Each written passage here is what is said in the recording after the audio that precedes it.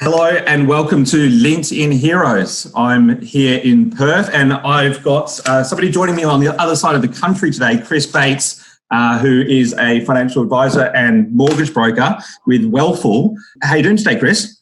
Good. Thanks for the invite.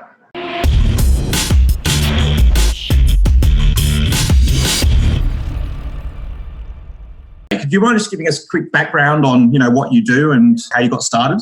So I've been a financial advisor for 12 years, but I guess just briefly, been running my own business for the last 5 years. And a lot of that success, and the growth of that business probably has come off the back of LinkedIn. So I guess that's, a big factor in, what grows my business and, what grows my personal brand, I guess. You're pretty active on LinkedIn posting and so on. When did you get started, and can you tell us a little bit about how you've made it work for your business? Yep. So I started writing. I've obviously been a member of LinkedIn like everyone for many years, but I guess when I started to engage on the platform and use the platform was probably 2015. I started to write probably long form articles that was on the old Publish, what probably still exists. And I do these really long articles, but they were good to get your thoughts out and to figure out what content marketing really was, but they probably weren't getting the traction. And then I started to just go, well, let's just make it a bit more digestible, make it small little snippets. And probably since about mid 2015, I've been posting daily, just up till recently, but I've been posting for about 4 years, almost daily. Wow. And how do you translate content and articles and videos into your business? How do you pull the conversation offline, so to speak? So my strategy is just to add value and just keep on, be seen, consistency there, staying very authentic, opening a bit more about my personal life and what are my personal passions and beliefs. So, it's not sometimes always about money and property and things like that. It could be well-being. It could be, topical issues in out there like, that are kind of, that I'm passionate about. And I guess over time people get, they start to like you or not like you. And I guess the ones that do like you start to kind of follow you. And then at some point, because what I do isn't relevant at, all the time, at some point they go, look, I do need to speak to someone. I'm thinking about buying a property. Oh, actually, I've been reading what Chris says. And then at some point so sometimes people have been reading it for 2 or 3 years and then I don't know they're reading actually, because they're not likers, they're not commenters. They're kind of like just stealth in the background. So, yeah. It's funny, a couple of the same sort of themes keep coming up with when I interview successful content creators. They say the same sort of thing. Are you embracing video now that it's on the platform? Very shortly. Doing something very similar to what you're doing right now, actually. Beautiful. So yeah, we're literally in the next couple of months it'll come out. I think really, yes, it's a really important part. I think I've started a podcast 12 months ago, and that was a massive eye opener in terms of the power of a podcast. And the power of voice, I guess, rather than text. And so I think video is the next element where, it's a huge untapped thing. But I just wanted to do it right. I wasn't sure how to do it, and I actually stole an idea from you, which is good. Good to hear I could be of some help. So there's a lot of different views on what's going on in the mortgage broking industry and the finance industry at the moment.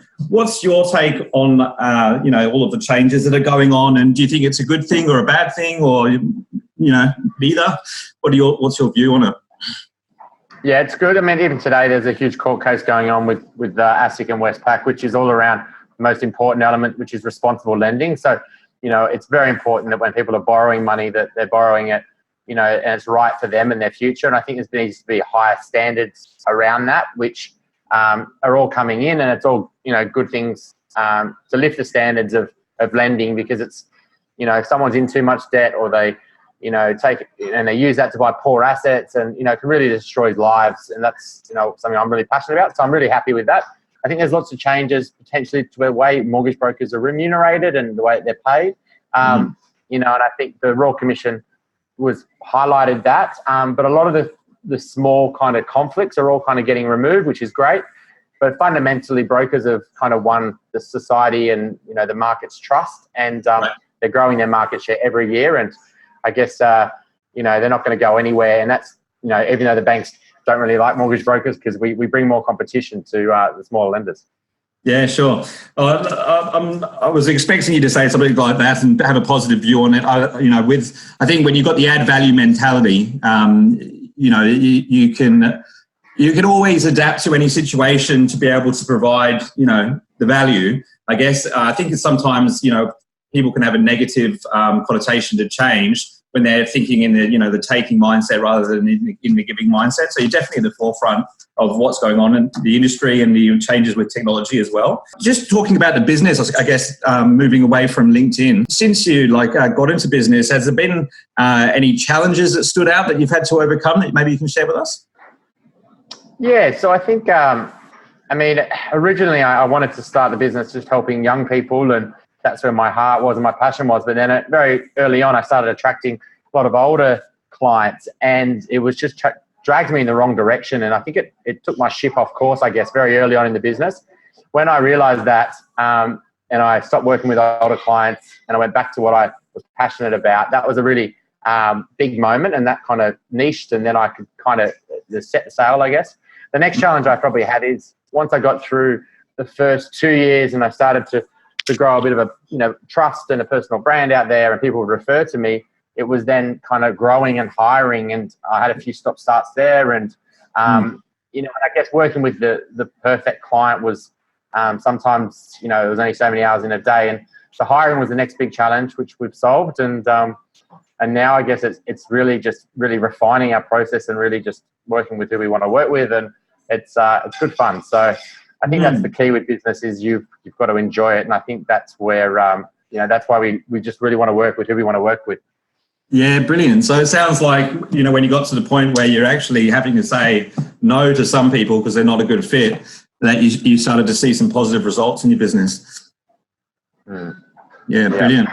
Yeah, no, I've noticed the same thing as well. It's a difficult thing to do when at the start, you're just taking everything you can get, and then to make the shift from saying, well, actually, no, we can add more value if we just do it with this market. What are you excited about in the business at the moment? I guess on one side, we've got a very grateful and very thankful for where the business is at, and where we've got lots of people coming to us for help, and we're very thankful in that. But unfortunately, there's only so many people we can probably help per month, and I think that's it's a bit of a frustration. There's only so many hours I can talk to people each week, and even though I'd love to help more and more people. So I guess scaling is a bit of a challenge for us to, over the next few years. But even if we do scale and we have 10 advisors, we can only really help, say 50 to 100 new customers a week, which, still is a lot, but it's still, there's millions of Australians out there that need help. So I guess what excites me the most is probably trying to help, hundreds of thousands and,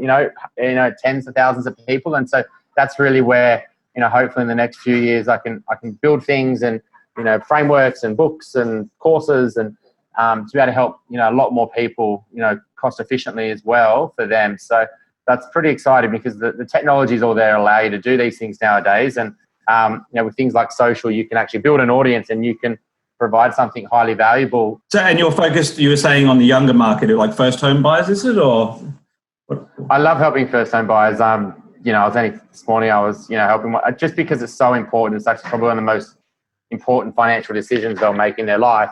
If you get that one right, it leads, to other opportunities. But if you get it wrong, unfortunately, it's very hard to unwind. And so, first home buyers, I love to help, but I also love to help the upgraders, the people who've got kids and they're outgrowing houses. But also if people are thinking about just buying their first investment property and they've already got other property.